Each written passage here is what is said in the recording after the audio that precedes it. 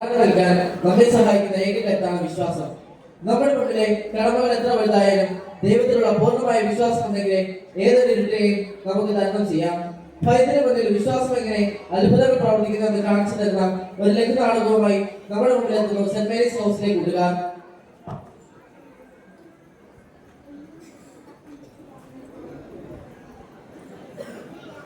ഭൂതബാധിതനായ എല്ലാവരും ഭയപ്പെട്ട ഒരു മനുഷ്യൻ ജീവിച്ചിരുന്നു. അവരവനെ ചങ്ങലകളാൽ ബന്ധിക്കാൻ ശ്രമിച്ചെങ്കിലും യാതൊന്നിനും അവനുള്ളിലെ വേദനയെ നിയന്ത്രിക്കാൻ കഴിഞ്ഞില്ല.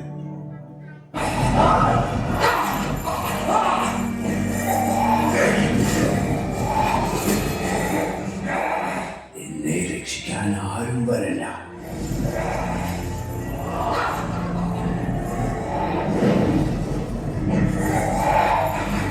ഇതാ യേശുവും ശിഷ്യന്മാരും ആ മനുഷ്യന്റെ അടുത്തേക്ക് കടന്നു വരും.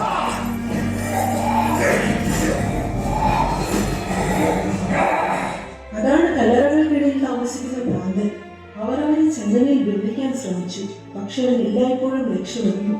ദയവായി യേശുവിടെ കൂടുതൽ കുഴപ്പങ്ങൾ ഉണ്ടാക്കാതിരിക്കട്ടെ.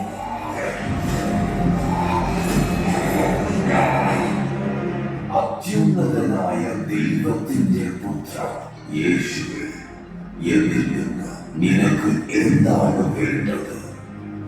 എന്നെ ഉപദ്രവിക്കരുത് എന്ന് ഞാൻ അപേക്ഷിക്കുന്നു. അശുദ്ധാത്മാവേ, നിന്റെ പേരെന്ത്? കാരണം ഞങ്ങൾ പലരാണ്. ഈ മനുഷ്യനിൽ നിന്ന് പുറത്തു പോകും. അവർ ഒരു പന്നിക്കൂട്ടത്തിൽ പ്രവേശിച്ചു. അവ കുന്നിൻ ചെരുവിലൂടെ തടാകത്തിലേക്ക് പാഞ്ഞു കയറി മുങ്ങി മരിച്ചു.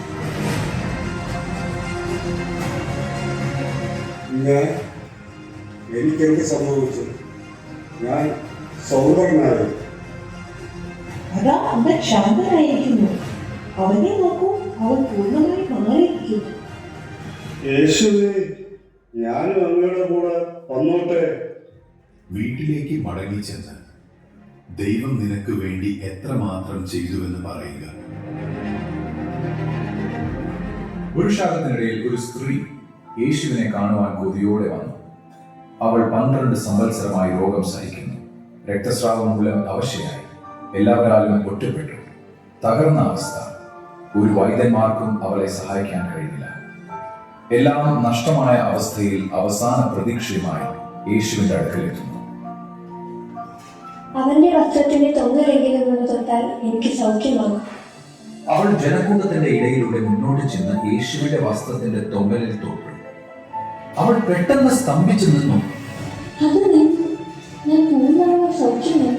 എന്നെ തൊട്ടതാ. ഗുരു, അങ്ങേക്ക് ചുറ്റും ജനക്കൂട്ട അല്ലയോ? ഒരാൾ എന്നെ തൊട്ടു, എങ്കിൽ നിന്ന് ശക്തി പുറപ്പെട്ടത് ഞാൻ അറിഞ്ഞു. സ്ത്രീ പതുക്കെ മുന്നോട്ട് നീങ്ങി വിറച്ചു മുട്ടുകുത്തി. അത് ഞാനാവുന്ന കർത്താവേ, എനിക്ക് വർഷങ്ങളായി രക്തസ്രാവമായിരുന്നു. പക്ഷേ ഞാൻ അങ്ങയുടെ വസ്ത്രത്തിൽ സ്പർശിച്ച നിമിഷം എനിക്ക് സൗഖ്യമായി. മകളെ, നിന്റെ വിശ്വാസം നിന്നെ രക്ഷിച്ചിരിക്കുന്നു. സമാധാനത്തോടെ പോകാം.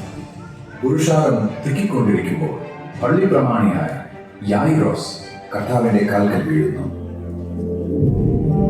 കർത്താവെ, എൻ്റെ ഏക മകൾ മരിപ്പാറായി കിടക്കുന്നു.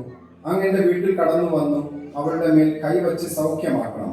യേശു യായിറോസിന്റെ വീട്ടിൽ കടന്നു പോകാൻ തുടങ്ങുമ്പോൾ പള്ളി പ്രമാണിയുടെ വീട്ടിൽ നിന്നും ഒരാൾ കടന്നു വരുന്നു. നിന്റെ മകൾ മരിച്ചുപോയി, ഇനി ഗുരുവിനെ പ്രയാസപ്പെടുത്തേണ്ട. ഞാൻ വളരെ വൈകിപ്പോയി. ഭയപ്പെടേണ്ട, വിശ്വസിക്കുക മാത്രം ചെയ്യുക, എന്നാൽ നിന്റെ മകൾ രക്ഷപ്പെടും. അവർ യായിറോസിന്റെ ഭവനത്തിലേക്ക് പുറപ്പെടുന്നു. ഭവനത്തിൽ എത്തിയ യേശു അവിടെ കരയുന്നവരോട്,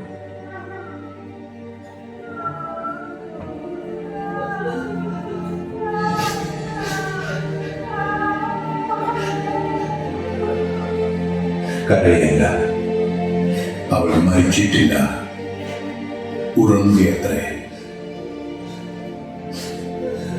അവിടെ നിൽക്കുന്നവർ അവൾ മരിച്ചു എന്ന് പറഞ്ഞു യേശുവിനെ പരിഹസിക്കാൻ തുടങ്ങി.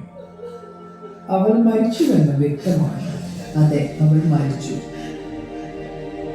യേശു പത്രോസിനെയും യോഹന്നാനെയും യാക്കോബിനെയും കുട്ടിയുടെ മാതാപിതാക്കളെയും കൂട്ടിക്കൊണ്ട് ബാലയുടെ അടുക്കിലേക്ക് ചെന്നു.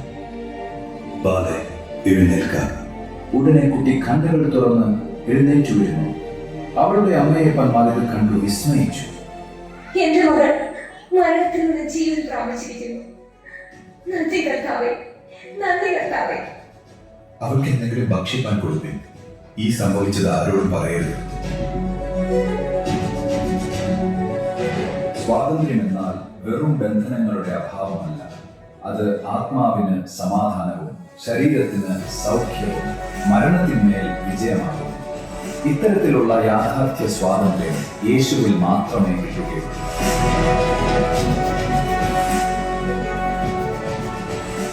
പുത്രൻ നിങ്ങൾക്ക് സ്വാതന്ത്ര്യം നൽകിയാൽ നിങ്ങൾ സാക്ഷാൽ സ്വതന്ത്രർ ആകും.